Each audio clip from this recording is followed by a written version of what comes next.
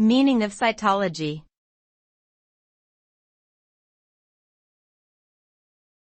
Cytology.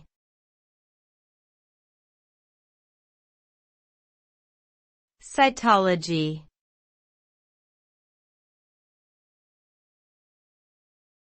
Cytology.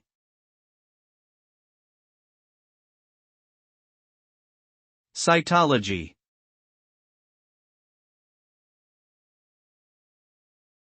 Cytology refers to the study of cells, particularly their structure, function, and characteristics. This field of biology is concerned with the examination of cells under a microscope, which is used to identify abnormalities or changes that may indicate disease or other health conditions.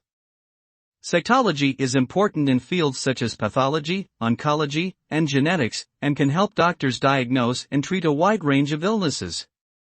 By examining cells at the cellular level, cytologists can gain a deeper understanding of the workings of the body and develop new treatments and therapies for various diseases.